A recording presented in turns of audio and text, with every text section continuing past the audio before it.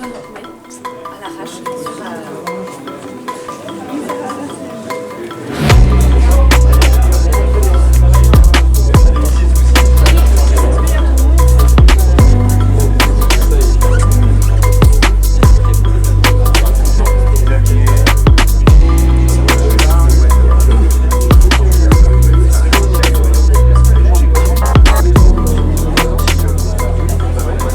Vous êtes sûr que vous voulez pas une chaise?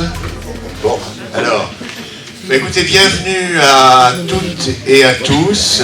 C'est une première au campus des métiers de la montagne. Je m'appelle Éric Rousseau, je suis le président du NIFPOP, l'Université populaire à Albertville. Nous sommes ensemble pour un long vol de 9h jusqu'à 13h, entrecoupé d'une pause qui sera bienvenue entre les tables rondes 1 et 2. Voilà. Point de vue température, quand vous trouvez qu'il fait vraiment trop chaud, vous ne hurlez pas, mais vous ouvrez une fenêtre. Et puis, pour le reste, on va vous expliquer tout de suite de quoi il retourne. Alors, ceci est le colloque inaugural du campus des métiers de la montagne. UNIFPOP avait deux promesses avec la ville d'Albertville lorsque nous avons échangé pour prendre des locaux au campus des métiers de la montagne. Première promesse, on tâchera de faire un colloque, peu ou prou tous les ans, sur un des thèmes qui sont chers à notre territoire et au campus des métiers de la montagne. Deuxième promesse, et là on avait déjà commencé, on fera tous les 3 mois ou presque des rencontres qui donnent la pêche. Nous avons déjà eu une première rencontre qui donnait la pêche avec 4 jeunes entrepreneurs du territoire, dont certains sont ici. Et les prochains, c'est peut-être vous. Donc, faites-nous savoir si vous avez des choses à dire sur les thématiques qui sont les nôtres, parce qu'on essaiera de se donner la pêche à peu près tous les 3 mois. Alors, le thème, c'est quoi? Le titre le dit... mais on va reprendre peut-être les propos de Séverin Duc, qui est un historien, qui est aussi un podcasteur, et qui, lui, a un podcast qui s'appelle Back Future, et qui lit l'histoire à l'avenir. Et il a fait un livre qui s'appelle Les Alpes du futur, que vous pourrez éventuellement acquérir sur le stand de la librairie des Bauges, qui se trouvera à l'entrée tout à l'heure pendant la pause. Alors, la montagne, c'est effectivement à la fois un terrain de jeu, un lieu de vie, un espace de travail, c'est un lieu d'espérance et d'excellence, et elle a déjà connu beaucoup de changements, puisque pendant des siècles, c'était un lieu de pauvreté, d'isolement et d'émigration, que ça soit à l'étranger, dans la capitale, dans les vallées, etc. Et puis il y a eu une forte embellie pendant un temps assez long. Cette forte embellie a permis à tout le monde de se réjouir, mais elle n'a pas toujours permis à tout le monde de penser l'avenir. Et c'est l'objet d'aujourd'hui, on va essayer de penser l'avenir. Alors nous avons à passer, pour le dire de façon un peu rude, des bénéfices de la rente à la politique de la pente. La politique de la pente, c'est un terme de Séverin Duc. Voilà. En gros, il y aura 3 questions aujourd'hui, avec 3 tables rondes. Où en est la montagne? Qu'est-ce qui lui arrive? Première question. Deuxième question pour la deuxième table ronde. Quelles adaptations nécessaires entre continuité et rupture? Et troisième question, celle qui importe beaucoup au territoire et au campus des métiers de la montagne. Quels sont les métiers de demain? Les métiers de demain, c'est peut-être les métiers d'aujourd'hui, c'est peut-être les mêmes métiers adaptés, et c'est peut-être un certain nombre de métiers auxquels nous ne pensons pas encore. Alors, 3 tables rondes, 3 questions, et on a 3 atouts pour ce colloque. On a 3 atouts. Le premier atout, c'est une douzaine de regards experts, acérés et divers. Et vous allez voir, effectivement, on a eu la chance qu'il n'y avait qu'une personne qui est le Covid, ce qui fait que tous les autres sont là, et bien là, et ont des choses à nous raconter. Deuxième atout, c'est un grand témoin, visage connu, qu'on va presque pas présenter, puisque vous le connaissez en grande partie. Troisième atout, c'est important, et c'est toujours comme ça à l'université populaire, c'est le public. C'est vous. Parce que vous êtes aussi divers, et vous êtes parfois fort experts déjà.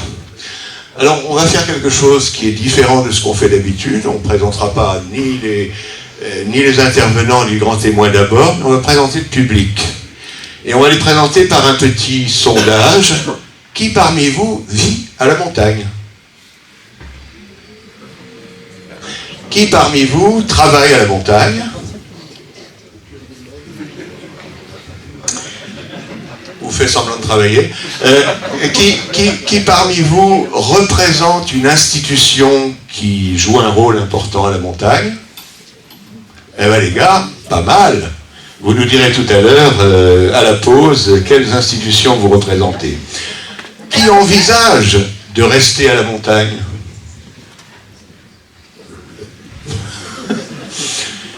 Qui a des enfants et voudrait bien qu'ils restent à la montagne?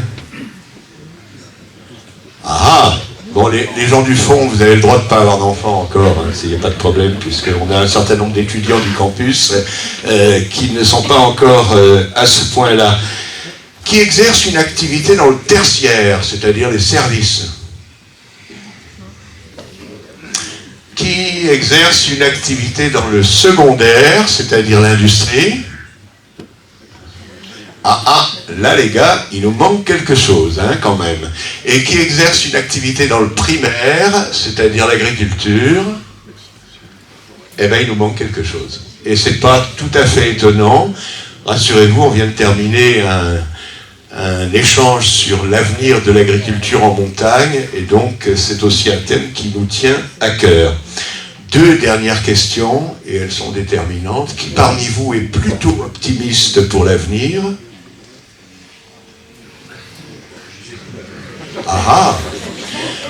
Qui parmi vous est plutôt inquiet? Bon, on s'en va, vous allez plomber l'atmosphère. Mais, alors, on présente les intervenants, ils auront des cavaliers, mais les intervenants sont bien ceux-là. Sylvain Charlot, Xavier Cailleul, Evelyne Matelet, Olivier Cartier-Boulin pour la table ronde numéro 1. Fabrice Pankouk, on l'a déplacé parce qu'on invite un maire de Moutier et il devient président de région. On comprend qu'évidemment, il n'a pas tout à fait la même possibilité, donc on va le faire intervenir au début. Olivier Redley, Guillaume Desmurs, Gwenaëlle Valentin. Table ronde numéro 3, Frédéric Burnier-Framboret, Bernard Berdil, Jérôme Battendier, Sébastien Eudes et Karine Blandilo-Coutansic de France Travail. Les autres, vous verrez qui ils sont. Les intervenants, chaque animateur va vous les présenter. Et les animateurs, ce sont mes trois petits camarades, deux du NIFPOP, Bruno Fouquet, où est-il? Le voilà. Alors ils ont tous eu des passés liés à la montagne. Claude Gardet, où est-il? Il est là. Et Christophe Rosset. Alors Christophe, il faut le repérer parce que c'est le chargé de mission Campus des métiers de la montagne. Donc celui qui nous accueille régulièrement. Juste avant de commencer, on a quelques absents à excuser. Et donc si j'en oublie, vous les excuserez aussi. Hervé Guémard, Vincent Roland, Martine Berthet, qui sont retenus en assemblées diverses et variées. Et une dame de Résilience Montagne, Valérie Pommier, qui a le Covid et qui ne sera pas parmi nous. Voilà. Personne n'a le Covid, sinon, c'est bon. Ben, écoutez, je vous propose d'abord de laisser la parole à Fabrice Pankouk, président de la région Auvergne-Rhône-Alpes, que Fabrice, on te remercie vraiment, particulièrement, dans ton emploi du temps qu'on imagine ce qu'il est, tu as tenu parole. Merci. Applaudissez-le.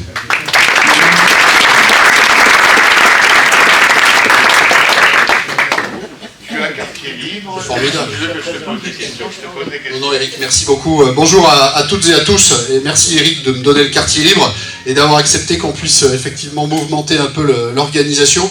Moi, j'avais pris cet engagement il y a plusieurs mois auprès d'Éric et de Frédéric, que je salue, de pouvoir être ici ce matin parce que le sujet est évidemment important, mais pas dans une table ronde du coup, mais quand même pour pouvoir partager avec vous quelques mots.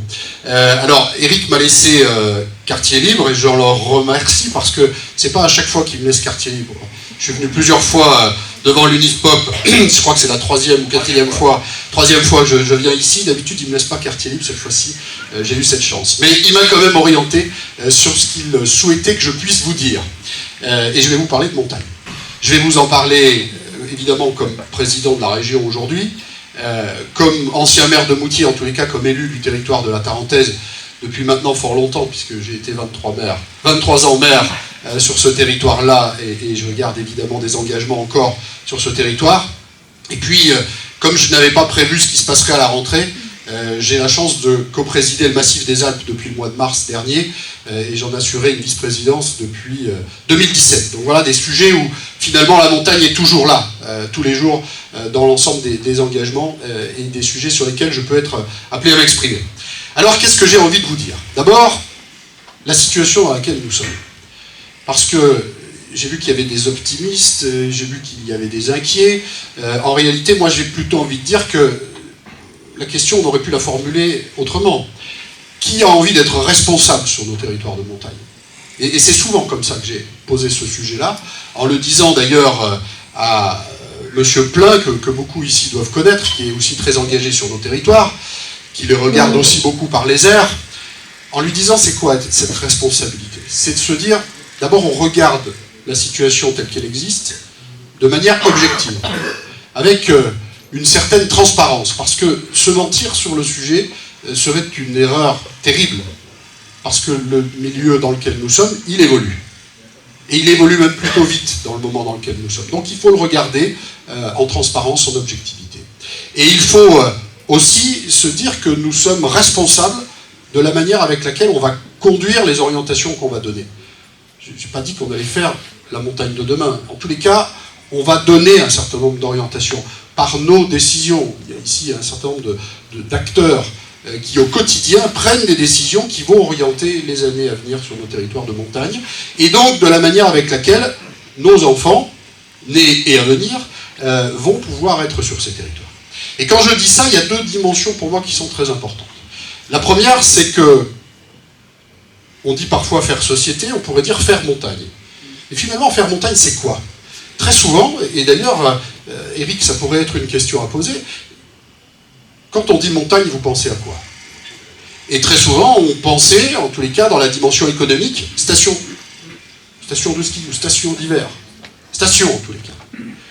Moi, je crois que cette dimension-là, aujourd'hui, il faut complètement la revisiter. On a un concept, et je dis concept parce que ça ne se trouve pas forcément dans le dictionnaire, qu'on appelle les espaces valléens. Et je crois que c'est ça la bonne maille aujourd'hui. La bonne maille, c'est l'espace valléen. C'est-à-dire le spot touristique, qui peut être la station, mais remis dans un contexte global qui est celui du territoire sur lequel il s'inscrit. Parce que ce qui pouvait peut-être être consenti de manière isolée à un moment donné ne peut plus l'être aujourd'hui. Et que nous avons de nombreuses énergies et dynamiques qui concernent à la fois le fond de vallée et ce qui se passe sur la partie haute. On sait où se trouve encore aujourd'hui le moteur économique, ce qui fait qu'on va créer sur nos territoires, et ça fait partie du constat qu'il faut accepter de manière objective, une valeur ajoutée absolument incroyable qu'on n'est pas capable de créer ailleurs. Et donc il faut le considérer. Mais il faut dans le même temps considérer que le ruissellement, c'est pas un concept, c'est une réalité. Et c'est une réalité qu'on a vécue avec énormément de violence dans la période Covid, où on a vu que quand le robinet du haut s'arrêtait, eh bien évidemment la source était rapidement tarie sur le bas. Et là, ça nous donne cette dimension valléenne.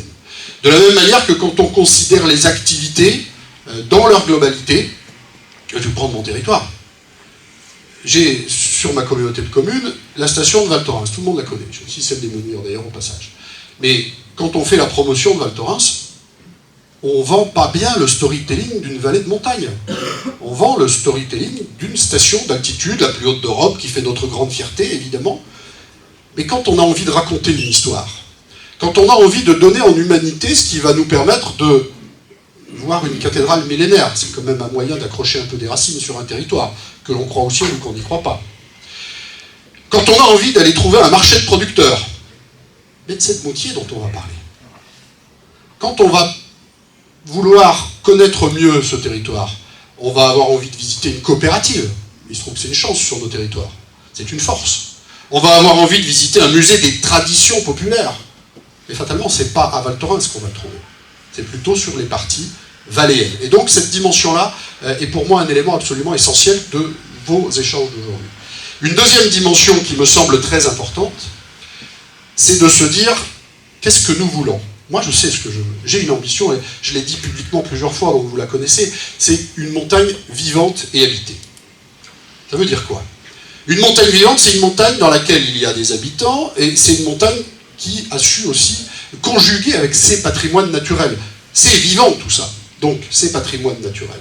De la biodiversité, de la place de l'eau dans nos montagnes, etc., etc. Tout ça est vivant et contribue de la sphère vivante. Et habiter. Habiter, ça veut dire qu'on continue d'avoir des gamins qui naissent. Ça veut dire qu'on a des familles qui sont là, parce qu'elles ont toujours été là, mais en tous les cas, elles se confirment sur ce territoire, et d'autres qui arrivent, parce qu'évidemment, on a un territoire qui est avec une attractivité qui est sans pareil, et donc d'autres arrivent, évidemment. Mais quand on a ça, on sait que nous sommes attachés à avoir nos services publics. La poste, l'école à côté de la maison. Et donc, il faut qu'il y ait de l'activité économique. Et on ne peut pas considérer une montagne vivante sans qu'il y ait de l'activité économique. Il faut qu'on s'intéresse à ce qui fait l'habitat de nos territoires de montagne. Parce qu'aujourd'hui, les sujets de l'énergie sont au cœur de nos préoccupations. Et sur l'habitat, nous avons des chemins importants encore à parcourir. À la fois sur l'habitat permanent, à la fois sur l'habitat des logements saisonniers, parce que même si beaucoup a été fait, il reste encore des marges très importantes sur lesquelles il nous faut avancer, et considérer l'immobilier de loisirs, parce que on continuera d'avoir du tourisme sur nos territoires. Et tout ça existe aussi dès lors qu'on arrive à considérer la question des mobilités, et sur cet aspect-là, nous avons là aussi un certain nombre de leviers complémentaires sur lesquels il nous faut pouvoir travailler. Cette montagne, elle est en transition. Une fois qu'on a considéré tout ça, qu'on a, je vous ai partagé en tous les cas ma vision d'une ambition de demain, et donc durable, il faut considérer que ce territoire est en évolution. Alors on le dit de différentes manières, et ici je repère beaucoup de visages qui pourraient le qualifier d'une autre manière que ce que je le dis moi. En tous les cas, j'aime beaucoup le mot de transition. J'aime beaucoup le mot de transition. Parce que ce que j'oppose à la transition, c'est la rupture. Et tout le monde sait que la rupture, c'est une casse définitive, c'est un modèle terminé, et c'est en tous les cas ce qui ne nous permet plus d'avoir la racine de l'avant qu'on fait évoluer vers la trajectoire de l'après.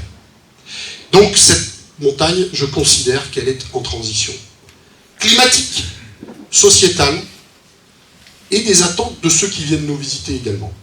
Et donc c'est une transition absolument formidable, et d'ailleurs, si on veut être un optimiste, une optimiste qui a envie de se nourrir de ce qui est occupé de se passer sous nos yeux, on a une chance absolument formidable. Parce que nous sommes dans un moment de l'histoire où le modèle est occupé d'évoluer complètement. Et on a une chance complémentaire, c'est qu'on peut, ici, chacun à notre niveau, être des acteurs de cette évolution du modèle. Donc j'ai parlé d'économie, ça veut dire que quand il y a de l'économie, il y a de l'activité économique, et ça veut dire qu'il y a du travail. Et dans les questions d'Éric, et dans les questions que vous allez vous poser aujourd'hui, c'est comment est-ce qu'on travaille demain sur nos territoires de montagne. Là aussi, j'ai envie de dire, d'abord, on va continuer de faire ce qu'on sait bien faire sur le plan touristique. Parce que quand on parle ici à Albertville, c'est pas tout à fait la même chose que l'on se dit quand on est à la Croix de Boson. Je le dis, parce qu'il y a plusieurs élus régionaux dans la salle, là, ça nous renvoie vers d'autres territoires. C'est pas la même chose que quand on est à Praboré. Croix de Boson, c'est Ardèche. Praboré, c'est Drôme. Évidemment, la question de la montagne, même si c'est une vraie montagne qu'on a sur l'ensemble de nos territoires, elle est totalement différente. Et les sujets de préoccupation ne sont pas conjugués de la même manière ici que là-bas. Et nous avons cette chance, parce que je considère que c'est vraiment ça, de pouvoir considérer que nous allons encore, et j'ai presque envie de dire durablement, même si c'est en transition, continuer d'avoir cette activité touristique. Qu'on va faire comme on l'a fait jusqu'ici très bien, avec un accompagnement de services qui nous donne cette possibilité d'avoir une vraie valeur ajoutée sur nos territoires, qui permet de faire vivre évidemment de nombreuses populations, et qui contribue à ce qu'il y ait une véritable dynamique dans nos stations, mais aussi dans nos villages. En objectivité, on va se dire que ça ne sera pas vrai partout, et donc la question de la diversification est au cœur des sujets, et que cette diversification, c'est toutes les activités complémentaires qu'on va être capable de faire demain. Et là-dessus, je voudrais vous dire qu'il ne faut pas céder à la facilité. On a trop souvent cédé à la facilité. Les premiers territoires qui ont installé des luges sur rail, je suis trop long, 2 minutes, ok. Les premières stations qui ont installé des luges sur rail ont fait quelque chose de formidable. Mais la 10e luge sur rail dans une même vallée, c'est une connerie, je vous le dis, comme je le pense. De la même manière que je ne suis pas pratiquant du vélo, j'ai admis Alain Mosselin là, qui fait ça beaucoup mieux que moi. Je ne fais pas moi de vélo, mais on est sur un territoire de vélo. Est-ce que pour autant il faut aller faire des routes à vélo à plus de 2000 mètres d'altitude? J'en suis pas convaincu. Je pense qu'on peut se creuser un peu plus la tête, aller chercher le gravel qu'on utilise peu ici sur nos territoires, que d'autres ont fait beaucoup mieux que nous, et ne cédons pas à cette facilité, et au contraire, et je le dis plutôt vers les universitaires, sachons aller chercher toujours de l'innovation, sachons nous mettre un peu en danger dans nos modèles pour aller chercher ce qui va être la plus-value, qui fera que nos territoires, qui sont des territoires absolument uniques, pourront encore le rester longtemps demain. Comme Eric me pressait aussi, pour dire que quand on fait tout ça, et qu'on se creuse pour demain, et qu'on fait de la diversification, il ne faut pas oublier non plus ce qui a fait notre force jusqu'à aujourd'hui. On a une agriculture avec des produits sous signe de qualité, c'est absolument formidable.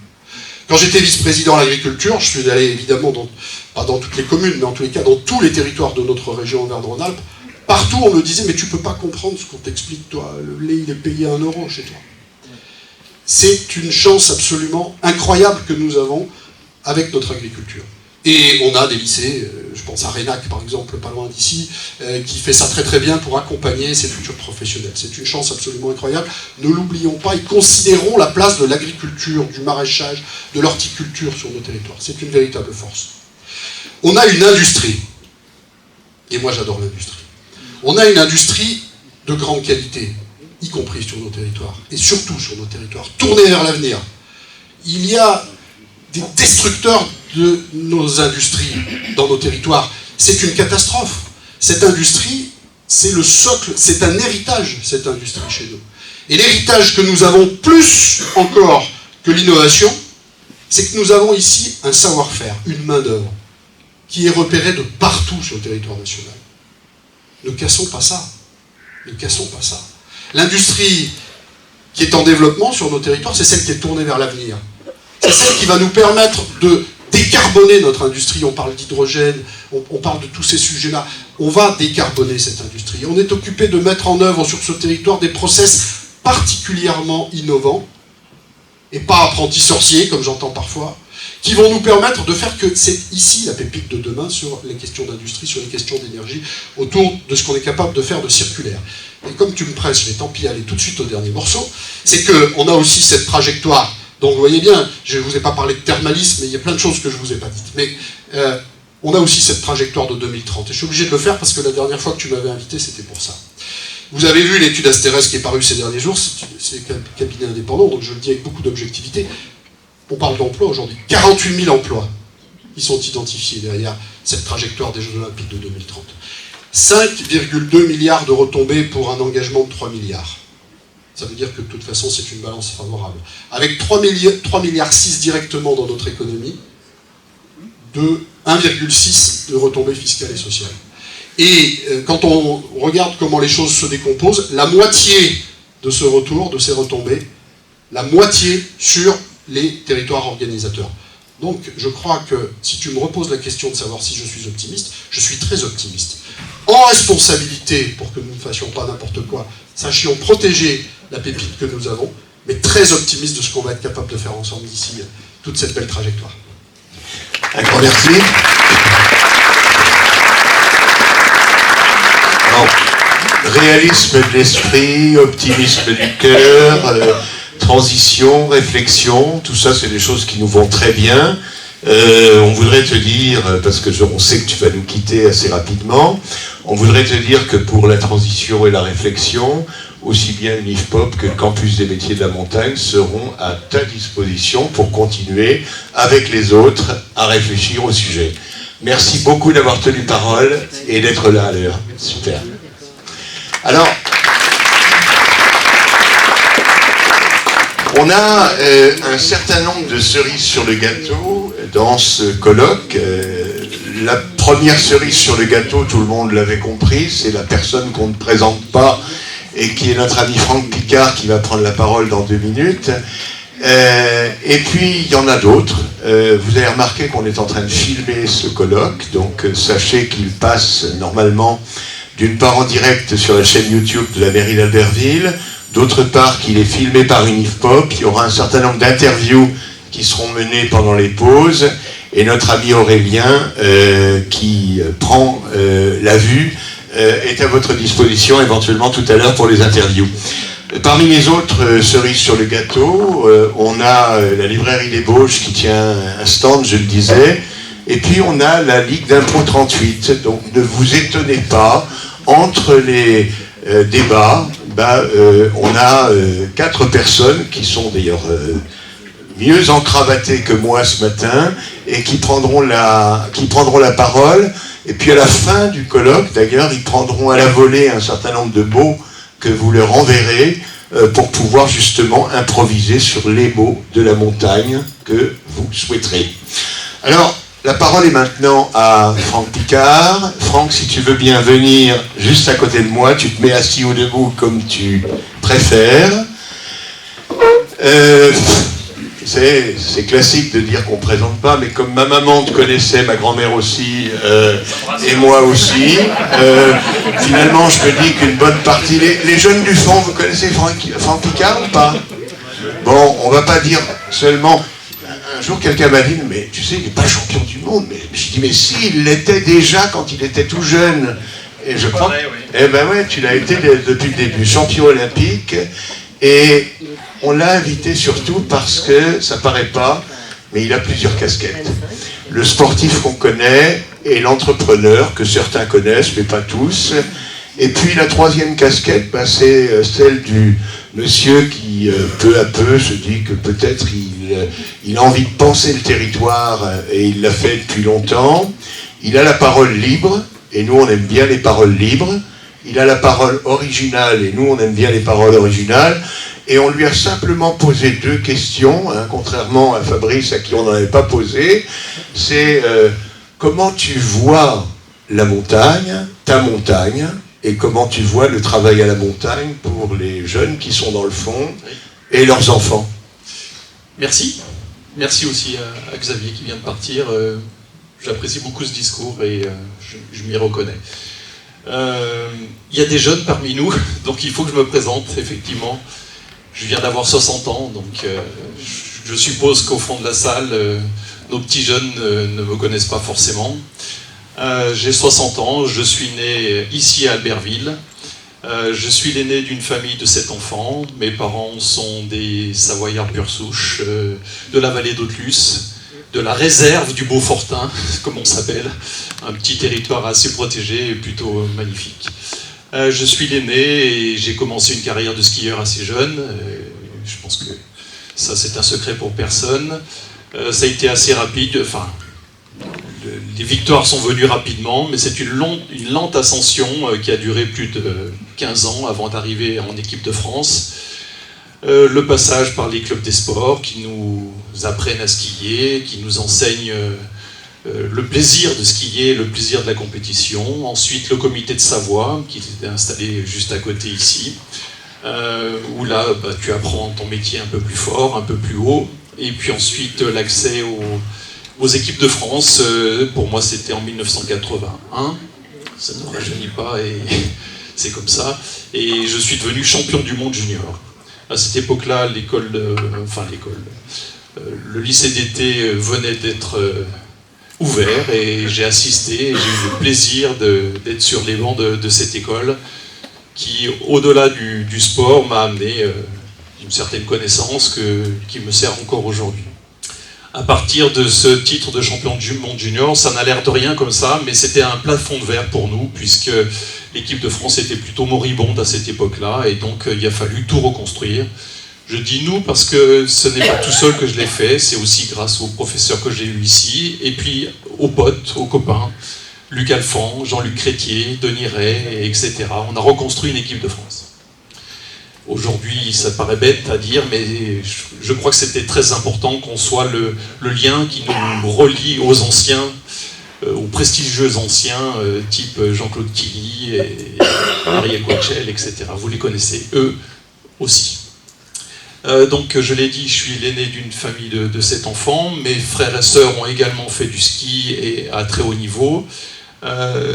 J'ai à mon tour gravi tous les échelons. Je suis devenu champion olympique et triple médaillé olympique entre 88 et 92 des Jeux d'Albertville. Donc ça, c'était la partie très sportive. Ensuite, je suis devenu retraité sportif, mais je ne me suis pas arrêté pour autant. Donc j'ai fait d'abord un petit passage à l'Office du tourisme des saisies. J'en ai été président, puisque je voulais, et je continue, de m'impliquer dans le développement de cette station, qui m'est chère.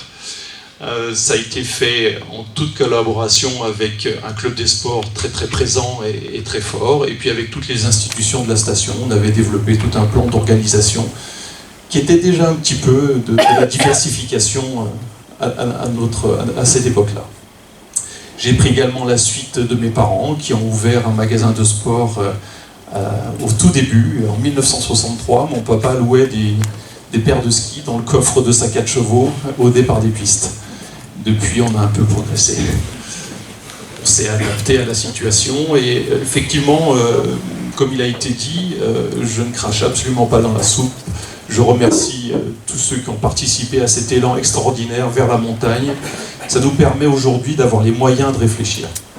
Donc on a progressé, on a grandi. J'ai appris à être patron, à être entrepreneur, à avoir une vision d'avenir pour cette entreprise et pour mes employés. J'embauche 50 personnes en hiver et je fais environ plus d'une cinquantaine de contrats chaque année, des CDD saisonniers, et il n'y a rien de plus beau, vraiment, que de voir un jeune se lancer dans l'aventure du travail.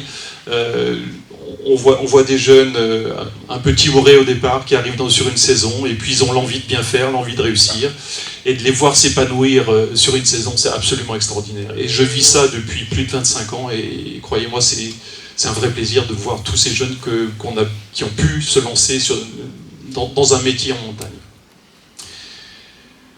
L'aventure continue aussi pour moi d'une autre manière maintenant, puisque bon, l'entreprise fonctionne un peu près correctement, et donc je voulais aborder l'aspect professionnel des choses.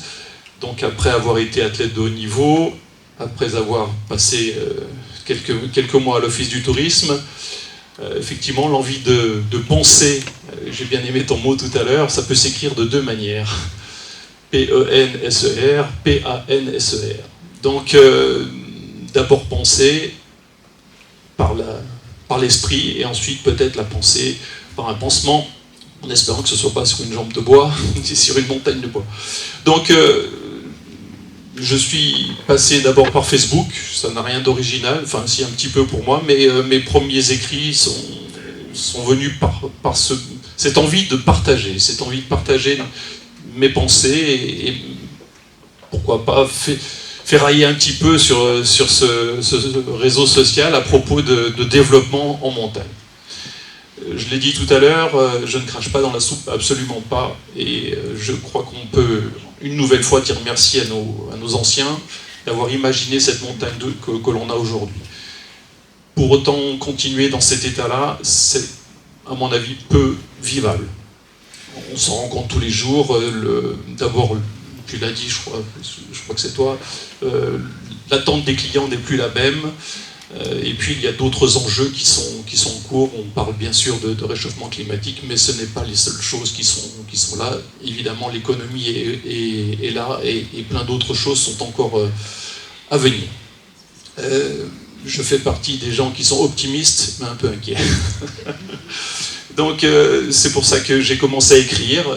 Alors, il y a de tout, du bon et du moins bon dans ce que j'écris. Il y a certainement des choses très personnelles qui m'ont servi un petit peu à exorciser cette carrière de sportif de haut niveau, qui est un élan extrêmement fort et très prenant. Au centième de seconde, on joue notre vie.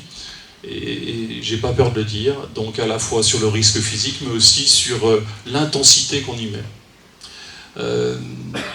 Et puis ensuite, il arrive que l'on soit un peu en recul par rapport à la situation.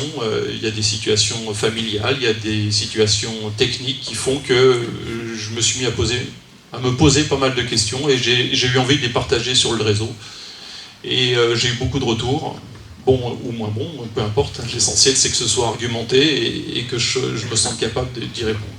C'est pour ça que j'ai accepté de venir ici. C'est une grande première pour moi, je ne suis pas habitué du tout à faire autant de conférences que ça. L'essentiel de mon parcours se fait derrière un bouquin, derrière des écrits. Néanmoins, j'aime beaucoup ce genre d'assemblée, ce genre de colloque. Ça me permet vraiment d'abord d'entendre des choses et puis ensuite essayer de comprendre. J'ai oublié de dire aussi qu'entre-temps, j'ai construit un hôtel. Entre-temps, il s'est passé plein de choses. J'ai effectivement beaucoup de casquettes. Alors tu as un rôle très particulier aujourd'hui, puisque tu es le grand témoin, c'est-à-dire que tu auras un joker que tu peux tirer à tout moment au cours de nos tables rondes pour compléter un propos si tu le souhaites. D'accord. Je me suis présenté et je voulais juste... Je t'en prie. J'espère que je ne suis pas trop long. Non, non. Je vous ennuie pas. Allez, il faut me dire. D'abord, tu nous ennuies absolument pas. Mais comme on a un gardien du temps dans la salle, à un moment donné, il va nous faire des grands coups pour nous dire. Ouais. Donc, voilà. Allez, 5-10 minutes, c'est bon. Ok. Donc, suite à tout ça... Et depuis tout le temps, j'ai une sensibilité écologique, puisque je vis dans cette montagne et j'y vis très très bien. Et même chichement, j'y vis encore très très bien. J'ai passé mon enfance avec ma grand-mère dans un chalet d'alpage sans eau, sans électricité, et j'en garde un souvenir ému et au moins émerveillé. Donc cette sensibilité, elle a pris des tournures différentes. J'ai pris position sur pas mal de choses. Je me suis battu contre certaines retenues collinaires, j'ai signé quelques tribunes écologiques que j'assume absolument, il n'y a pas de problème là derrière, à partir du moment où c'est argumenté et à partir du moment où j'y suis en pleine conscience. Je me définis un petit peu comme lanceur d'alerte, c'est un peu pompeux, mais au moins j'ai pu mettre à un certain moment des faits derrière mes actes. Et donc de prendre parti dans un monde de la montagne qui est très protecteur et parfois très conservateur. Ça fait du bien de prendre du recul et d'arriver à parler un petit peu différemment et en tout cas de s'opposer. J'irai pas m'enchaîner à un arbre pour je pense qu'il y en a qui connaissent le problème, mais je n'irai pas m'enchaîner à un arbre, n'empêche que je prends la parole pour essayer d'être actif.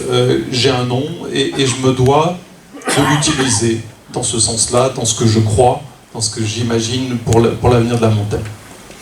Le sujet, c'était les métiers de la montagne de demain. Malheureusement, je n'ai pas de solution toute faite, je n'ai pas d'emploi à proposer immédiatement, mais je fais par contre le constat depuis mon enfance, depuis les débuts de mon métier, que la montagne change, la montagne évolue, et je voudrais qu'il n'y ait pas de révolution. Et pour ça, je ne veux pas qu'il y ait de casse, et je ne veux pas qu'il y ait de mise sous cloche. Pas de casse parce que si on arrête de construire, je ne sais pas ce qui va se passer, et en même temps si on continue de construire, je ne sais pas ce qui va se passer. Donc je ne voudrais pas qu'il y ait Ah, cette fois, c'est toi qui... Non, c'est la minuterie. Désolé, c'est presque Voilà. la minuterie. Ouais. C'est bon, tu es dans les temps. Donc pour moi, un des premiers points et pour lequel je me bats depuis un certain nombre d'années, c'est justement dans ces stations d'altitude que j'ai qualifié à un moment de centrale nucléaire. C'est un peu la même, pour moi, la même problématique, c'est-à-dire qu'on a construit des choses exceptionnelles, vraiment, qui nous ont donné de l'énergie, qui ont donné tout ce qu'elles pouvaient donner, et elles continuent à être là, à être vivantes. Et donc, pour moi, pour ces centrales nucléaires, il faut qu'on soit capable de les maîtriser, évidemment, avant qu'il y ait le clash ou le crash. Et pour moi, un des premiers points, c'est d'arrêter l'urbanisation et le grignotage de cette montagne. On construit sans arrêt, on construit toujours en avant, en grignotant un petit peu plus loin cette montagne, et je crois qu'on perd là l'essence même de ce que recherchent nos clients. Ils sont là pour l'espace, ils sont là pour la montagne, et je crois que c'est un constat qu'on fait tous les jours dans toutes nos enquêtes de satisfaction. La première chose qui est dite, la première chose qui est criée par nos clients, c'est cet espace. Et donc, protégeons cet espace. Pour les métiers de demain, c'est drôle parce qu'on parlait d'agriculture, c'est pour moi la première chose pour les métiers de demain. Dans les respects des AOC, dans la concentration des exploitations, il y a des jeunes qui s'implantent. Oui, tu sais qu'on a rencontré un cultivateur de quinoa qui est moniteur de ski l'hiver et qui, au-dessus de Moutier, fait du quinoa. Voilà, donc l'agriculture est le fondement même de nos paysages et de nos stations. Ils sont environnement dépendants, et c'est pour ça qu'on se doit d'être à leur côté pour l'avenir. 2, c'est l'industrie.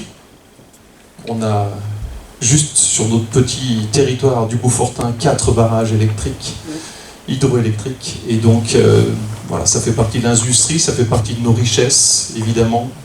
Elle doit être protégée et perdurer. J'ai mis au titre de l'industrie le Beaufort, notre fromage, qui est un must sur la table de nos Français, voire à l'étranger. Et là aussi, il a besoin d'être protégé, il a besoin de continuer d'exister dans les conditions où il est aujourd'hui, en respect avec nos agriculteurs et en respect avec le client. Il y a le carbone, il y a les forêts, il y a pas mal de choses dont l'industrie, pour l'exploitation. Pour protéger la montagne de demain, on doit utiliser l'industrie. La 3e, c'est le tourisme. Évidemment, il nous a conduits ici, il nous a conduits à ce colloque. Ce sont des tourismes multiples, chose peut-être qui n'existait pas. Quand mes parents ont débuté la location de ski, les clients arrivaient le samedi midi, ils récupéraient leurs skis et ils nous les restituaient le vendredi soir suivant.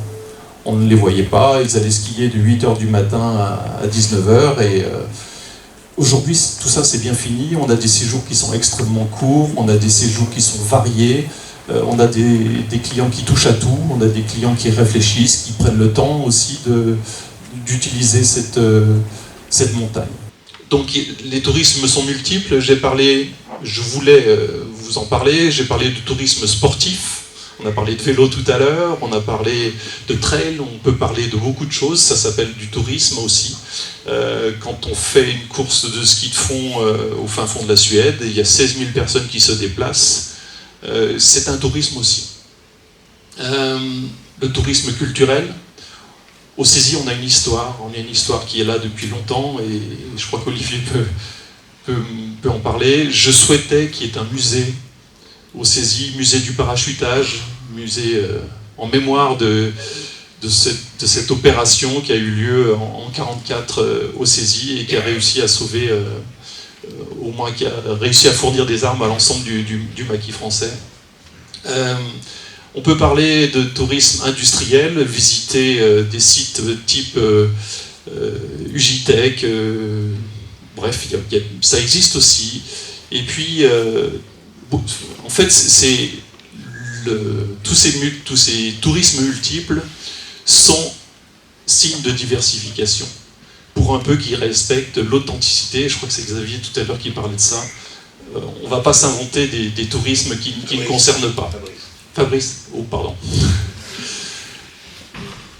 Ah oui.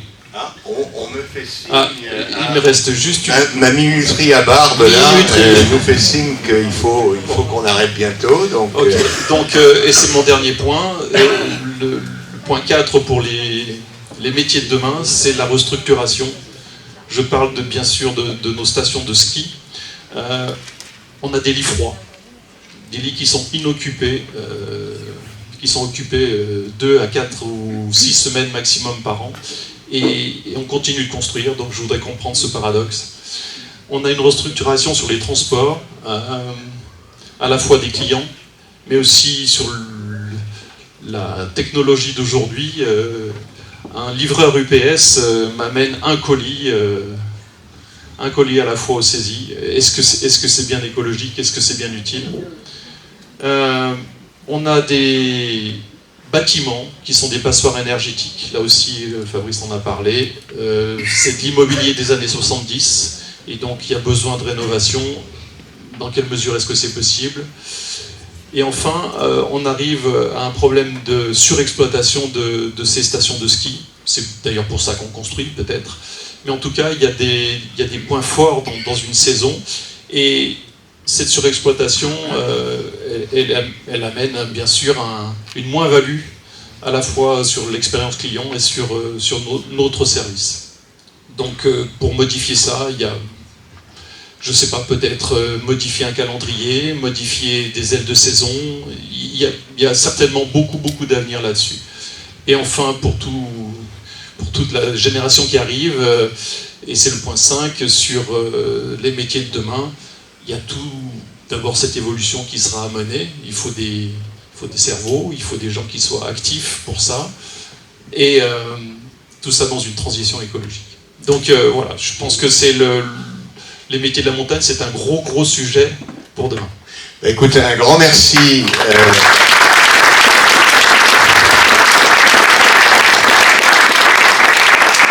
Un grand merci de nous aider à penser, de nous aider à bien poser les questions qu'on va se poser ce matin. Tu as commencé à donner un certain nombre de réponses, et tout au long de la matinée, on va essayer effectivement de faire preuve d'imagination. C'est-à-dire que les choses sont ce que nous en connaissons, elles sont aussi ce qu'elles deviendront.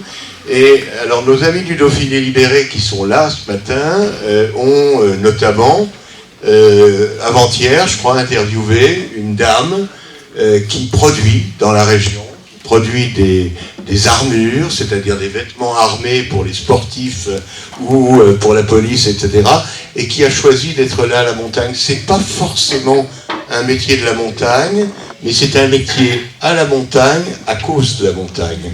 Et donc il y a tout ce potentiel-là, et merci de ne pas avoir oublié, comme d'ailleurs Fabrice, le primaire et le secondaire, c'est-à-dire l'agriculture et l'industrie. Oui, et dernier point, la montagne, et je crois que ça a été exprimé tout à l'heure aussi, la montagne est un refuge. C'est un refuge d'abord sur une situation en altitude qui amène la réflexion, ça date de très longtemps. Et puis surtout, c'est une position qui est un peu une position dominante et la source. On parlait tout à l'heure de robinet, les stations, et en tout cas l'économie des stations de ski est une source. Merci Franck, tu peux t'asseoir, et puis on va laisser la parole avant la table ronde. C'est ce qu'on a à la Ligue d'Impro 38. Je ne sais pas si vous avez déjà vu une ligue d'improvisation théâtrale. Moi j'ai eu le plaisir d'être invité à un de leurs matchs contre le Québec. On leur trouve un mot, alors eux là ils vont se saisir de des mots tout au long de la matinée, et ensuite ils ont très peu de temps pour réfléchir, et ils en font quelque chose. Messieurs, dames, c'est à vous.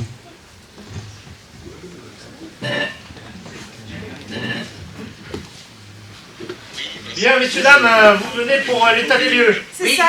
D'accord. On a fait très attention. Bien. On a tout bien fait attention. Vous avez fait le ménage, vous avez tout fait? Ah oui, On a ah laissé aucun papier, rien. Rien. Rien. Ah oui. Rien, d'accord. Oui. Très respectueux. Bon. Oui. Alors, le problème.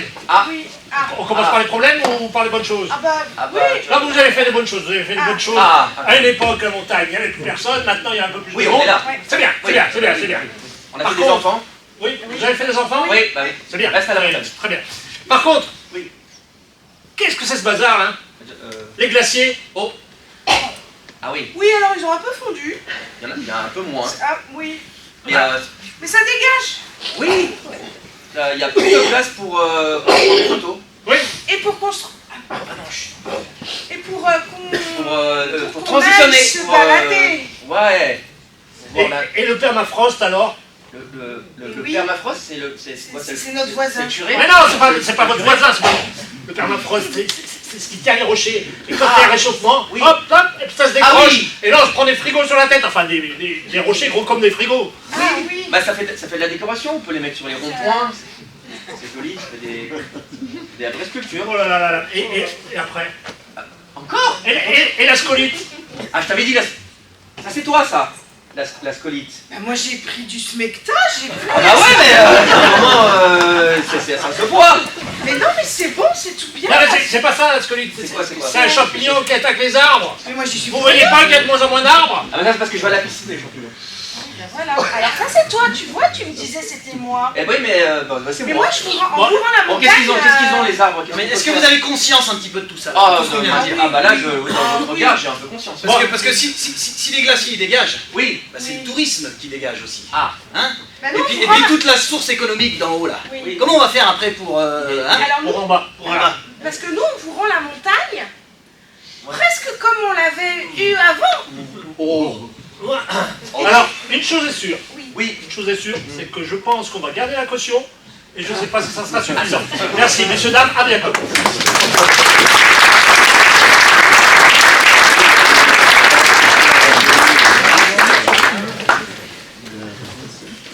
Vous savez ce que c'est le slogan du NIFPOP? Le slogan du NIFPOP, c'est prendre de la hauteur sans se prendre la tête. Ben, on est tout à fait là-dedans. On va continuer à prendre de la hauteur avec la table de numéro 1, elle est carrée, hein, mais animée par Bruno Fouquet. Bruno, la parole est à toi. Bien, bonjour à tous, Bruno Fouquet, je vais animer cette première table ronde.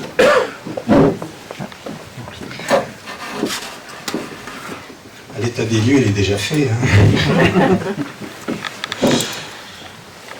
Voilà. Donc, un état des lieux de la montagne, mobilisant des données géographiques, physiques, humaines, économiques aussi, en 45 minutes, bah, facile. Hein. Vous l'avez fait en 3 minutes. Et vous savez, à l'UNIFPOP, on aime bien relever les défis. Et puis on a même trouvé 4 complices pour ça. Xavier Caillol. Oui, ça colle mal. Il va nous parler des glaciers et d'itinérage d'alpinisme. Olivier Cartier-Moulin, qui évolue lui un peu plus bas, comme accompagnateur de montagne. Il s'intéresse aux glissements de terrain et autres inondations. À Sylvain Charot, nous pourrons poser la question, mais qu'est-ce qu'on va bien pouvoir faire dans 20 ou 30 ans de cet immense réservoir de logements construit pour accueillir les touristes dans les stations de sport d'hiver? Et enfin, avec Evelyne Matelet, nous allons essayer d'éclaircir un mystère. Mais qu'est-ce qui peut bien motiver tous ces touristes qui viennent fréquenter nos montagnes? Voilà le menu. Pour les intervenants, je vous rassure, je vous présenterai plus en détail au moment de vous donner la parole. Mais avant, en manière de mise en bouche, je vous propose de prendre conscience de la contribution de la montagne à la protection de l'environnement. Alors pour ce faire, j'ai choisi les protections réglementaires les plus fortes de notre arsenal juridique, législatif, à savoir les sites classés, les réserves naturelles et les terrains acquis par le Conservatoire du littoral et les parcs nationaux. Ce qui représente ensemble et sans double compte 15 700 km², soit à peine 3% de la France. Mais voici la zone montagne, telle que définie par la loi montagne de 1985, soit 22% du territoire métropolitain. Et voici que sur ces 22% du territoire, ils accueillent 7300 km² de zones protégées. C'est ainsi que la zone montagne accueille en superficie la moitié des zones protégées françaises. Alors c'est sans doute une bonne nouvelle pour la préservation de la biodiversité, mais me direz-vous, ce n'est pas un site classé qui va empêcher un glacier de fondre. Alors Xavier, vous êtes guide de haute montagne, les glaciers, tu les aimes, tu aimes y accompagner des clients sportifs. Mercredi dernier. Alors attends, il faut que je mélange avec. Si, c'est bien toi. Mais tu es aussi un scientifique. Aïe, aïe, aïe, aïe, aïe. Les images passent pas sur ton ordinateur là. Bon, bah, c'est pas grave. C'était le logo de l'Editem, laboratoire. Aïe. Déplace-toi un peu. Oui. Tu es aussi doctorant au laboratoire Editem, co-tutelle de l'Université Sorbonne-Blanc et du CNRS. Et donc, mercredi dernier, tu étais encore sur le versant italien de la pointe Elbronner, en train d'instrumenter un glacier, peut-être, ou le permafrost, j'imagine, jusqu'à ce que l'annonce de la tempête vous force à démonter, rentrer à la maison, ce qui nous vaut le plaisir de t'avoir ici aujourd'hui. Guide et scientifique à ce double titre, tu prépares une thèse sur le thème de l'alpinisme face aux risques glaciaires. Xavier, racontez-vous. Eh bien, merci à tous, merci d'être là et merci de me donner la parole là-dessus. Le thème a été très bien introduit concernant les glaciers et le permafrost. C'est vrai qu'on a une chance inouïe, c'est qu'il va y avoir de la place dans les années à venir et il va y avoir beaucoup de place. À l'échelle des Alpes, mais à l'échelle de l'ensemble des massifs montagneux du monde. C'est par exemple un sujet assez d'actualité. Le Canada, par exemple, est en train de faire des grandes prospections sur les calottes glaciaires du Grand Nord pour savoir les épaisseurs de glace qui restent, pour imaginer faire des constructions une fois que les températures se seront emballées et pouvoir continuer la fuite en avant allègrement. Je pense que ça va nécessiter justement un peu... J'ai combien de temps exactement? Ouais, je dépasse pas trop. 7 minutes, ok, on va être rapide. Je voudrais rebondir déjà sur ce qui a été dit un peu ce matin, et notamment la notion de toujours. Le toujours en montagne, dont on entend souvent parler, et comme quelque chose d'immuable, et dans ce que l'on connaît actuellement, c'est pour moi, en tant que glaciologue et en tant que scientifique sur ces questions-là, quelque chose qui me fait toujours sourire. Parce que le toujours en montagne, ça fait une centaine d'années, 150 ans. Quand on connaît l'histoire de ces paysages, l'histoire de ce qu'on a autour de nous, le toujours, il est beaucoup plus long que ça. Et ça, il faut commencer, je pense, par relativiser sur cette question-là, et notamment sur ce qu'on est en train de connaître aujourd'hui.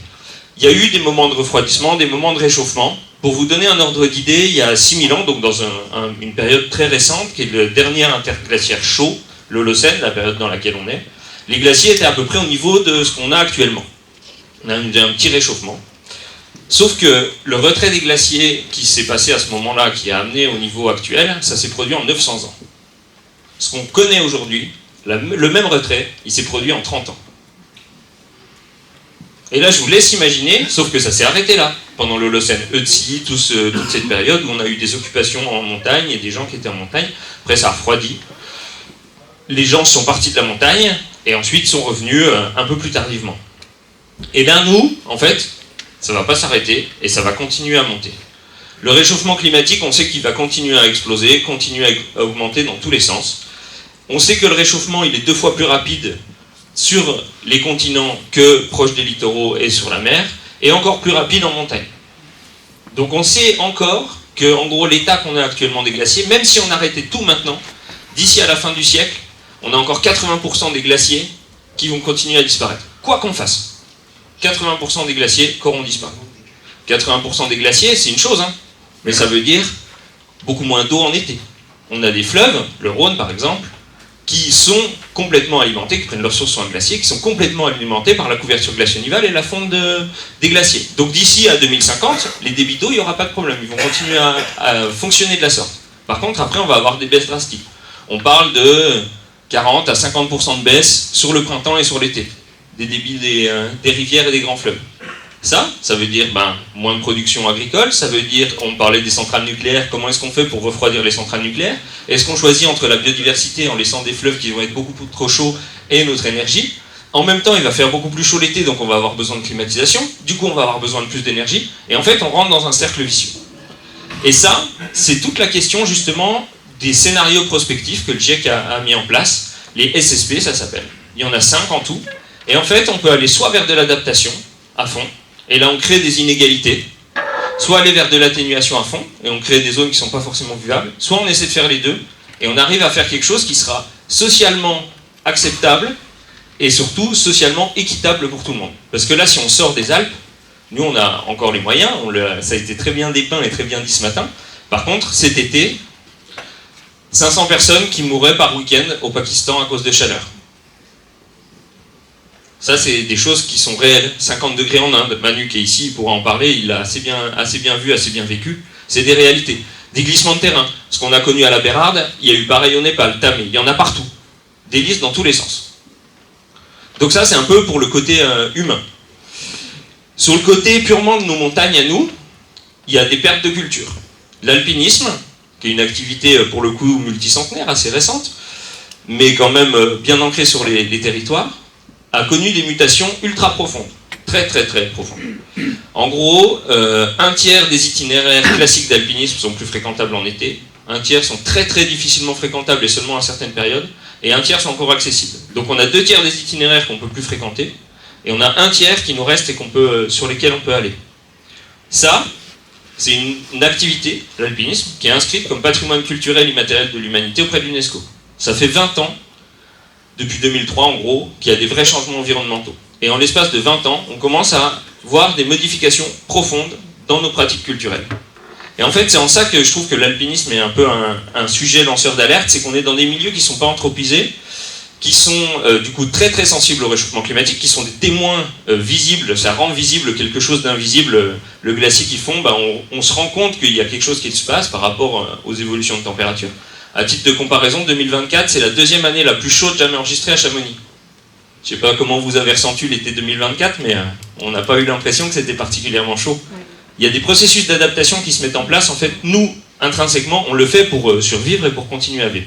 Et ça, du coup, il va vraiment falloir objectiver ça, et l'objectiver sur le temps long, et non plus en se cachant un peu derrière des faux a priori, en se disant des ressentis, en fait. Le ressenti, il faut pas l'enlever, parce qu'il a une importance, mais il faut objectiver un peu toutes ces démarches-là. Et c'est ce qu'on a essayé de faire, un peu justement, sur la pratique de l'alpinisme, avec des processus d'adaptation. On a fait des rencontres à Chamonix, où on essaie de travailler sur l'avenir de l'alpinisme, avec par exemple des moments d'échange, de travail collectif, en intelligence collective, sur qu'est-ce que sera l'alpinisme à l'échelle de 30 ans. Et en fait, on se rend compte que souvent, c'est bloqué, en fait, ces démarches-là. Émanant du collectif, il y a énormément de choses, et je finis là-dessus. Émanant du collectif, il y a énormément de choses, et en fait, c'est souvent bloqué par des visions politiques qui considèrent qu'ils ont une vision supérieure à ce que le collectif va pouvoir produire. On a eu un exemple l'année dernière à Chamonix sur cette question-là, où plein de conclusions sont sorties sur ce qui devait être fait pour le milieu de l'alpinisme et pour l'adaptation de cette activité-là. Et en fait, ça a été tout bloqué par des visions politiques qui ont dit en gros ce qui émane du collectif, c'est nul, et nous on sait ce qu'il faut. L'inégalité des intelligences de Jacques Rancière.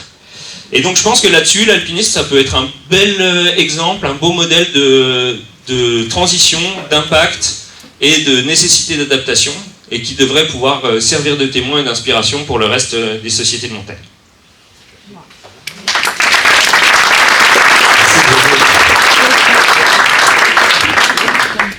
Est-ce que tu as ton cavalier, Olivier? Merci. Alors, Olivier, toi, tu interviens à l'étage en dessous, puisque tu es accompagnateur de montagne. Géographe, formé comme ton collègue à l'université de Chambéry, tu as fait ta spécialité des risques naturels. Tu as fondé la société Astérix Consultant, grâce à laquelle tu commences à te forger une solide réputation. Et comme souvent en montagne, on exerce plusieurs métiers, tu es aussi le gérant du fort de Tamier. Alors, j'ai scruté attentivement la fiche Wikipédia du fort de Tamier. Construit à la fin du 19e siècle, il n'a jamais servi. Je veux dire militairement parlant. Alors, contre les risques naturels, que faut-il faire? Construire des fortifications? Des digues? Des filets? Des protections? Qui faut-il soigner en fait? La montagne ou la société?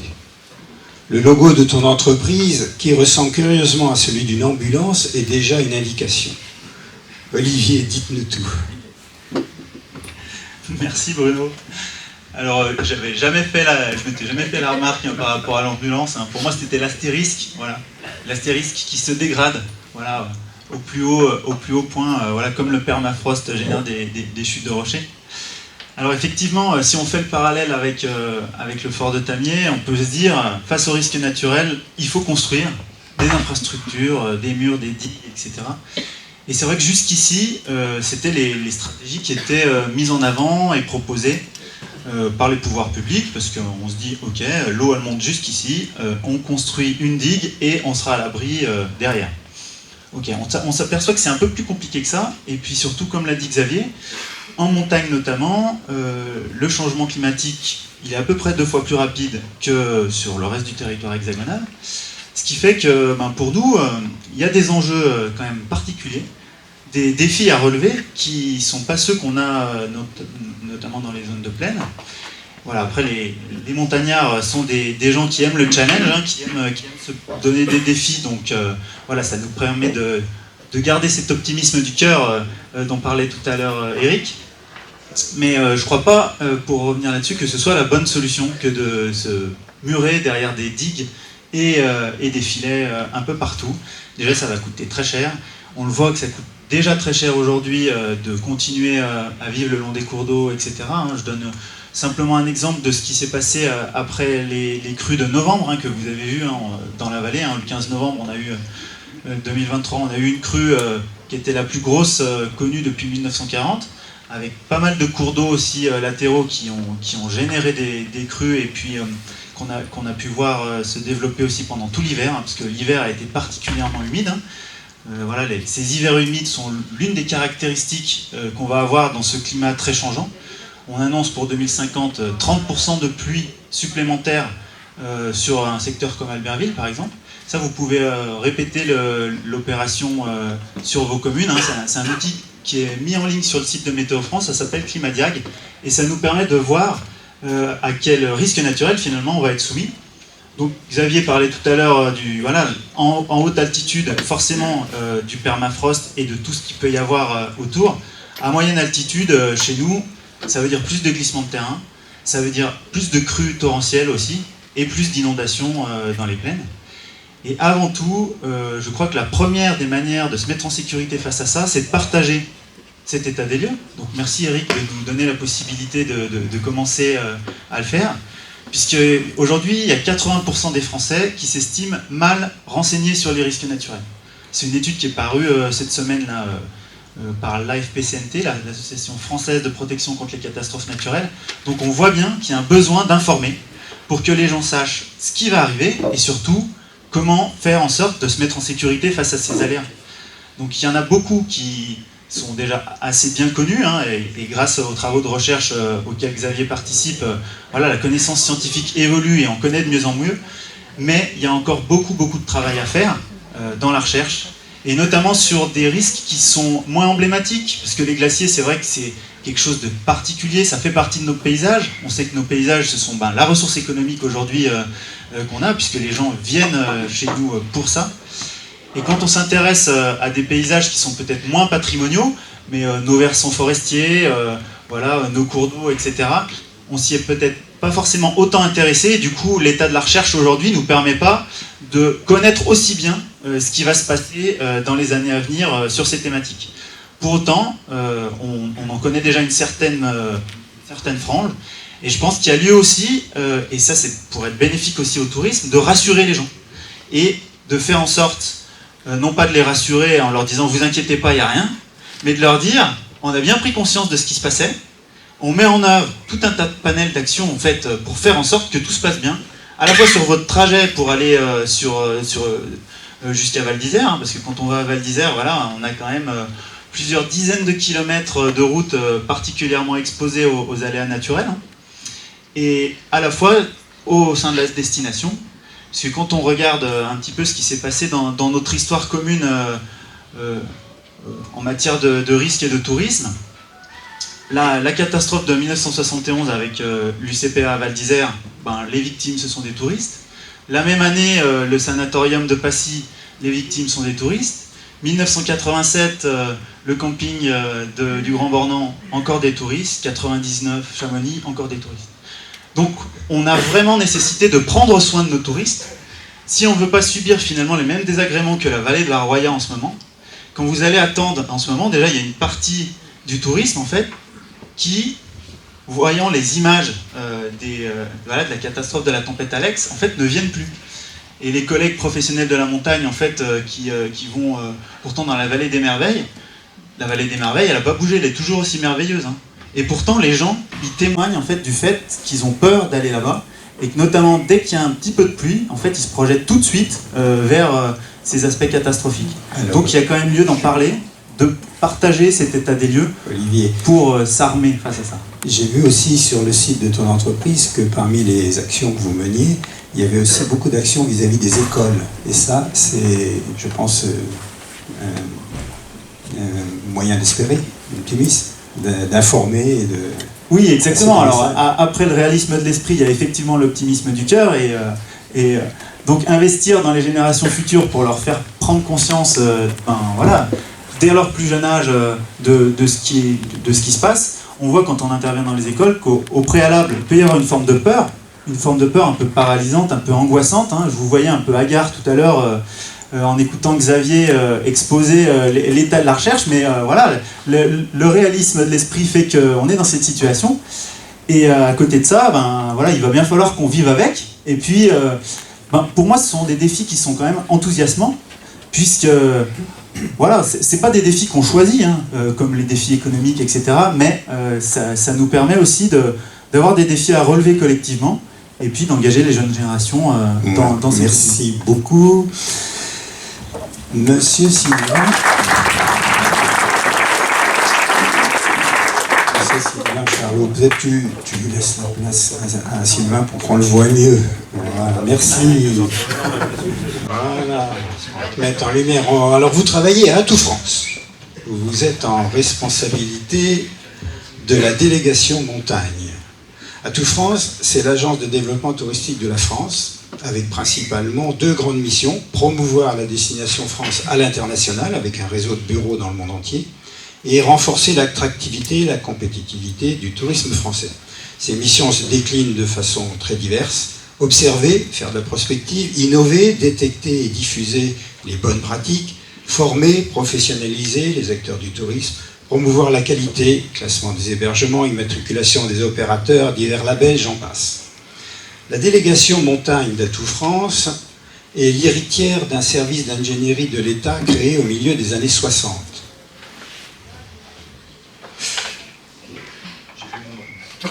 Un service qui a changé plusieurs fois de nom.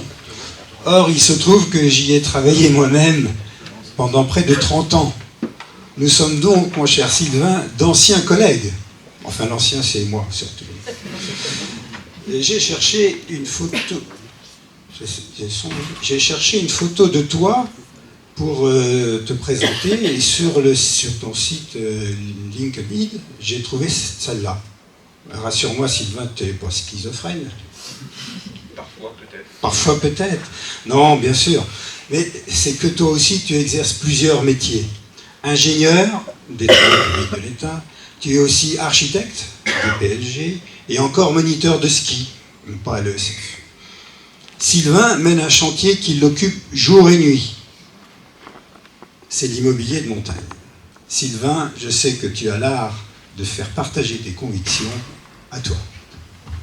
Merci Bruno, effectivement je me retrouve assez bien dans cette introduction.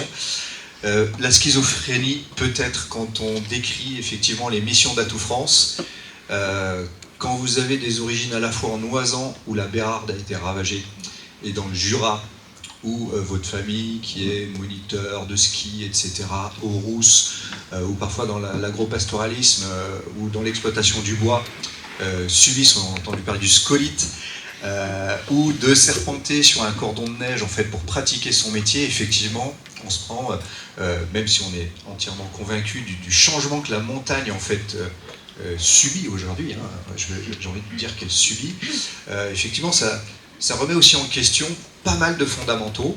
Et quand on parle de tourisme, le tourisme est en pleine mutation, mais les territoires de montagne sont en pleine mutation. Et il y a des mots, moi, qui m'ont marqué là, dans les premières interventions. C'est la notion de responsabilité. Et je pense qu'on a des responsabilités collectives, qu'on soit élu, qu'on soit technicien, etc. Il y a des éléments qui doivent être objectivés, portés à connaissance. Il y a un mot qui n'a pas été cité, mais que j'ai vécu là, c'est l'humilité. Avec l'intervention de Franck Picard tout à l'heure. Énormément d'humilité. Je pense qu'il faut avoir de l'humilité par rapport à ce qui nous attend. Il y a la notion de temporalité. Effectivement, il y a la notion de temps, 900 ans, 30 ans. Et en fait, là, on est dans une contraction de temps qui nécessite en fait des interventions. Et c'est pour ça que je reviens aussi sur l'humilité, c'est que il y a plein de choses qu'on ne sait pas. Il y a plein de choses qu'on ne sait pas. Et quand on entend France Travail qui nous dit en 2030, 85% des métiers de 2030 n'existent pas encore. Ça veut dire qu'il y aura aussi des besoins d'agilité. Alors une fois que j'ai dit ça, voilà, c'est un peu ma conviction. Et dernier point aussi, c'est cette montagne.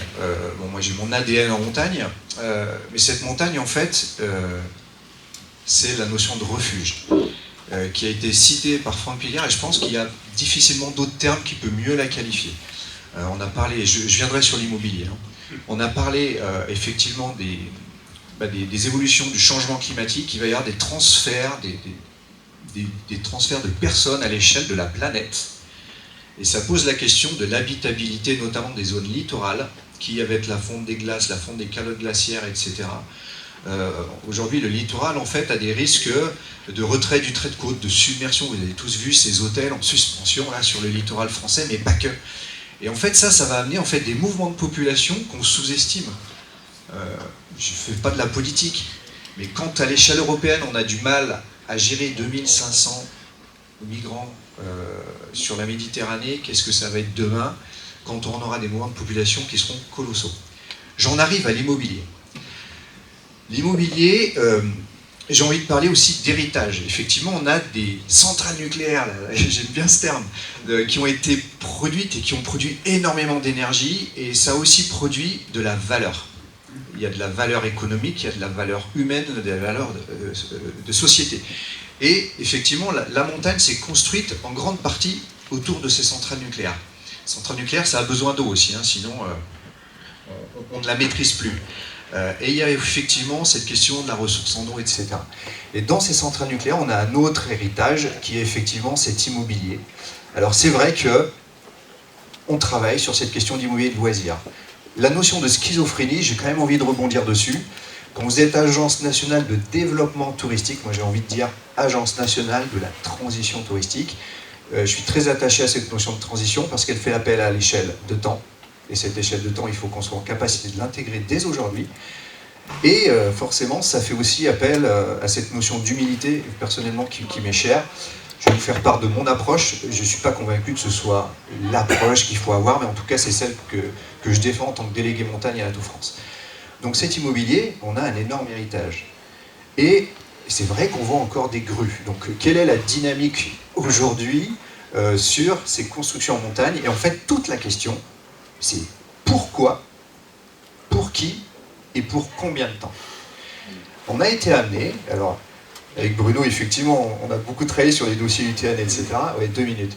Mais sur cet immobilier touristique, en fait, si vous voulez, il a eu une fonction initiale qui était de loger des touristes dans une période de croissance et de développement touristique. Et aujourd'hui, en fait, on se rend compte qu'on a été amené à développer des modèles pour se dire, bah tiens, ce stock-là d'immobilier, comment il fonctionne, à quoi il sert, etc. Et en fait, globalement, on est en surstock. Et ce surstock, il va s'accélérer, surstock par rapport à l'offre touristique qui est en face. Et ce surstock, en fait, va s'accentuer quand l'offre touristique va se réduire. Et ce qui est dimensionnant aujourd'hui, ça reste le ski. On a eu la démonstration et l'intervention de Fabrice Pankouk tout à l'heure. Donc, toute la question, c'est de se dire, bah, quels vont être mes besoins actuels et futurs en immobilier pour loger les touristes.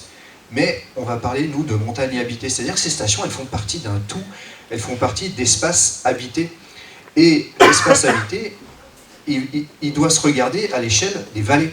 Et donc, par rapport à ça, effectivement, j'ai 1 minute. Par rapport à ça, nous, on se préoccupe aussi de l'habitat permanent et de l'habitat aussi pour les saisonniers. Et on est obligé aujourd'hui, si on veut travailler cette question du tourisme et de ce lien avec l'immobilier sur cet héritage, c'est comment on l'emmène en fait vers un futur. Et on parle souvent de rénovation, on a beaucoup parlé de la rénovation de l'immobilier du loisir, ça a été beaucoup appréhendé par l'angle du meublé, mais aujourd'hui en fait ça dépasse cet enjeu-là. Il y a des potentielles interdictions locatives des passoires thermiques. L'immobilier touristique en montagne, je vous donne juste un chiffre, c'est 88% ce sont des meublés en copropriété, plutôt de petite taille, et 80% ce sont des passoires énergétiques. Et en 2034, il y aura une interdiction locative de toutes les passoires énergétiques pour la location longue durée comme pour la location touristique, on y va tout droit. Donc en fait, on a un enjeu aujourd'hui, et si on parle de métier de la montagne, il y en a certainement un sur lequel il va y avoir vraiment à s'affairer. C'est justement la rénovation de ce stock immobilier existant et surtout sa mutation d'usage. Et quand on parle de refuge, aujourd'hui les stations, on les voit toujours comme effectivement une ressource. On a de la création de valeur, c'est comment je suis encore aux capacités aujourd'hui de capter cette création de valeur pour financer cette transition. Mais peut-être que demain, dans un avenir certainement plus proche que celui qu'on imagine, ces stations seront peut-être des refuges habités. Et donc il faut vraiment travailler aussi sur des questions d'urbanisme et de mutation, en tout cas, d'espace à l'échelle de ces espaces. Merci Sylvain. En tout cas, tu nous as précisé un petit peu cette idée du chantier immobilier. Avec quelques chiffres, pour faire de temporalité, on voit qu'on a des dates butoirs. Evelyne, tu as créé avec un ami une société de conseil en marketing à Grenoble en 1986. J'ai retrouvé le logo de l'époque, New Deal. C'est celui-là, hein? C'est ça, ouais. Ouais. J'avais oublié, je crois. Ah. Mais cette société existe toujours et son logo a changé. Tu l'as quitté en 2005 pour créer ta propre société, Youkti, qui te permet d'exercer tes diverses activités, dont toujours une petite partie de marketing touristique de montagne. En 1999, l'Atout France de l'époque t'avait confié les résultats d'une très solide enquête socio-culturelle, avec pour mission de transformer ces résultats en un outil marketing. Et cela a donné la publication en an 2000 du carnet de route de la montagne, sous-titré « De l'écoute des clients à l'action marketing ». Alors ce carnet de route a eu un tel succès que bientôt toutes les destinations touristiques ont voulu leur carnet de route. Écouter les clients, tu as fait cela toute ta vie. Et aujourd'hui, c'est nous qui avons hâte de t'écouter. Quel message as-tu retenu de cette longue expérience professionnelle? Ah, attends, j'oubliais. Evelyne aussi, elle exerce plusieurs métiers, mais pour elle, c'est carrément une seconde vie. Alors, t'écoutes pas. Hein, Evelyne fait une excellente cuisine. Une cuisine qui soigne, mais ça vous intéresse, vous verrez à la pause. Evelyne, nous t'écoutons. Merci. Merci Bruno. Moi, j'avais envie de vous parler d'émerveillement. En marketing, alors le marketing, c'est pas un péché mortel, c'est un outil, c'est comme une hache, on peut tuer son voisin ou on peut couper son bois. Le marketing, ça peut nous servir à mieux connaître les clients et à mieux s'adapter, pas pour s'adonner d'une façon un peu idiote à leurs attentes, à leurs besoins, mais juste regarder comment, en répondant mieux à leurs besoins, on a aussi du développement, des emplois, etc. Donc le marketing touristique et le marketing touristique de montagne, j'ai fait ça toute ma vie. En marketing touristique, 40 ans, c'est énorme, c'est beaucoup. Et moi, il y a quelque chose, en préparant cette intervention, je me suis dit, qu'est-ce qui finalement est un peu central dans le rapport des clients à la montagne? Et tout de suite, je me suis dit, mais j'ai envie de vous parler d'émerveillement, de beauté, de magie. C'est ça que j'ai vu dans toutes les interviews. J'ai fait des centaines d'interviews approfondies, pas des questionnaires à la va-vite sur Internet. Quand on passe 1 heure avec des clients, quand on passe 3 heures sur une table ronde, depuis les premières études pour les 7 lots, je me rappelle, en 86, et puis jusqu'à encore très récemment et encore cet hiver, sur les restos d'altitude, notamment des Trois-Vallées. Vraiment, moi, ce qui m'a toujours vraiment fasciné, c'est cet émerveillement, cette beauté, cette magie que la montagne suscite chez les gens et pour laquelle ils viennent. Même si le prétexte, entre guillemets, c'est le ski, même si le prétexte c'est le VTT, même si le prétexte c'est l'alpinisme, il y a un rapport très profond, très essentiel des gens à la montagne, peut-être de nous en tant que montagnards, moi je suis de la vallée de Beauzelle, ou peut-être simplement aussi des clients. Il y a vraiment un rapport très important. Et cette beauté, cette magie, cet émerveillement de la montagne, il n'a pas varié dans les interviews, donc c'est toujours depuis 86 à 2004, ça fait 38 ans, mais en marketing c'est énorme sur une donnée marketing. Donc cette donnée-là, pour moi, c'est le capital essentiel de la montagne et des montagnards. Et peut-être que l'invitation pour les années à venir dans la transition, c'est de ne pas amoindrir ce capital, c'est de rester très centré, de ne pas abîmer ce capital par des constructions moches. Et Dieu sait s'il y en a quand même. Franchement, je ne suis pas architecte, mais j'aime beaucoup la beauté. Et des fois, je me dis, bon, quand même, là, peut mieux faire. Est-ce qu'on peut réfléchir plus à comment on donne encore plus de poids, de sens à cet émerveillement, à cette magie? Donc ça, c'est vraiment un point très très important. Comment on respecte des lieux, comment on fait on améliore la beauté des lieux parce que le cheminement va être joli autour d'un lac, parce qu'on a créé sur un col un espace pour s'arrêter et profiter de cette beauté. La montagne, c'est ça, c'est un col, on arrive et tout un nouveau paysage se dévoile. Je vous parle des mots des clients. Donc comment on fait qu'on s'arrête et puis qu'on a quelque chose de très très beau.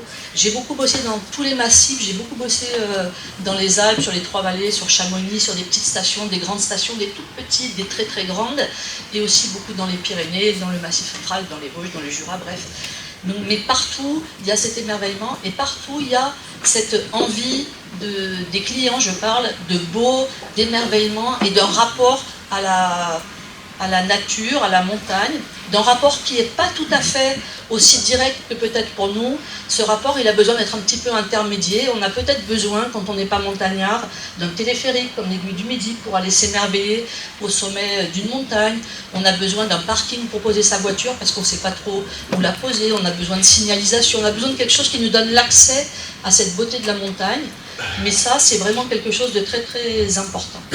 La deuxième chose qui est vraiment importante aussi, que j'ai vu dans toutes ces milliers, j'allais dire, de rencontres approfondies avec des clients, et je pourrais préciser des clients français, étrangers, des gens qui connaissent la montagne, des gens qui la fréquentent beaucoup, des gens qui la fréquentent peu, des gens pour qui c'est la première fois, des gens qui viennent depuis 40 ans. Bon, c'est vraiment le fait...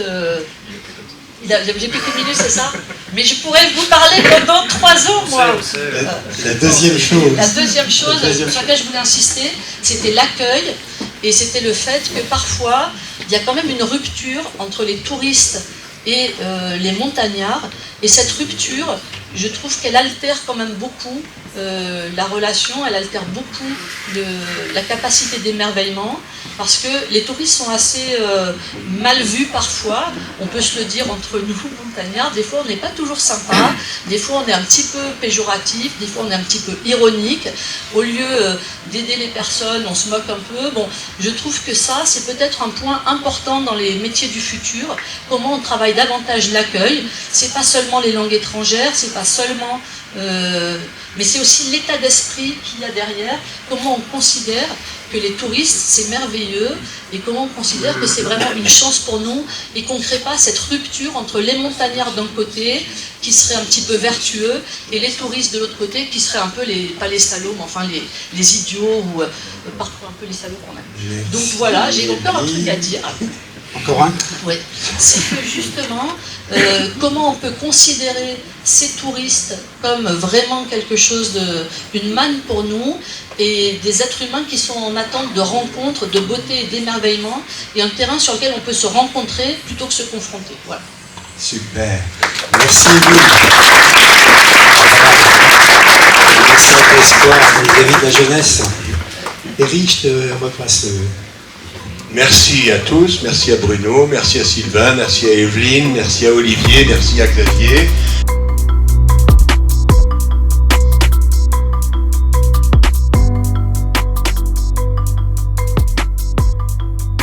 Alors, au-delà des moyens, il y a déjà la situation dans laquelle nous sommes. Et on est sur des territoires de montagne qui sont certes en évolution, mais sur lesquels on a encore de très très belles promesses de la manière avec lesquelles on va pouvoir les faire vivre demain. Je vous réponds aussi d'ailleurs comme président du Massif des Alpes pour vous dire que nous analysons la situation dans sa mutation pour apporter une diversification des activités, mais finalement simplement en aidant ce qui se fait déjà assez naturellement. Dans les territoires de montagne, en réalité, le montagnard s'est toujours adapté des évolutions. Il s'est toujours adapté de la rigueur à laquelle il doit faire face, il s'est toujours adapté de la manière avec laquelle les éléments n'étaient pas les mêmes d'une année sur une autre. Dans ce contexte-là, on accompagne avec un certain nombre de dispositifs. Et du côté de la région, c'est précisément ce que l'on fait avec des outils d'aide à la diversification, d'aide à la montagne que nous appelons durable, autour des énergies notamment, et de ce que nous faisons autour de notre plan montagne. Avec tout ça, l'idée c'est de se dire qu'il y a encore une place sur la montagne que nous connaissons. Cette montagne économique, touristique, celle qui produit une valeur ajoutée très importante sur nos territoires. Elle continuera d'exister. Et il y a des endroits où les choses seront un peu différentes. Mais quand c'est différent, ça veut dire qu'il ne faut pas oublier non plus ce qui a fait la force de nos territoires par le passé et qui est encore une force aujourd'hui. Je pense à l'agriculture, naturellement, avec nos produits sous signe de qualité, avec notre pastoralisme qu'on accompagne beaucoup. Je pense à l'industrie, avec cette industrie qui est en évolution, y compris sur nos territoires ici en Savoie, avec une industrie qui est tournée vers l'avenir, avec une industrie qui est tournée vers la décarbonation, qui est tournée vers les mobilités aussi qui sont durables. Et on sait tout le sujet qui est mené sur la batterie ici, à quelques kilomètres seulement d'ici. Donc vous voyez, cette montagne, c'est aussi celle du thermalisme d'ailleurs, sur laquelle nous avons encore de belles années aussi devant nous. Donc finalement, et sans être exhaustif, on voit qu'il y a beaucoup de choses qui existent autour de nous. Et puis, c'est accompagné sur le plan de la formation. D'abord avec des acteurs historiques, naturellement, et je pense ici au travail remarquable qui est fait par l'AFRAT, par exemple, sur le territoire du Vercors, avec précisément cette volonté de pouvoir accompagner les métiers dans leur diversification. Et puis tout ce que nous faisons dans nos lycées, ici autour de nous, ce que nous faisons aussi au service de l'agriculture, avec le lycée Rénac, par exemple, et tant d'autres autour de nous. Tout ça, en fait, pour dire que quand on s'intéresse à notre jeunesse, quand on s'intéresse à notre montagne, on a tout lieu d'avoir énormément d'espérance pour l'avenir.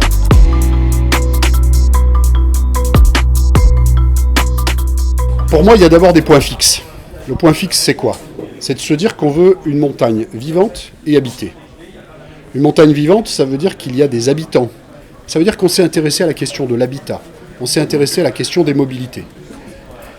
Et habité, ça veut dire qu'il y a de l'activité, et donc il y a de l'économie. Là, la seule chose qu'il nous faille dépasser, c'est de se dire que les codes d'aujourd'hui ne seront pas forcément ceux de demain. C'est accepter que l'économie d'aujourd'hui ne sera pas forcément celle de demain. Une fois qu'on a accepté ce préalable, on met en place les formations, on adapte des dispositifs qui nous permettent d'accompagner peut-être des investissements nouveaux, et de là, les choses vont découler assez naturellement.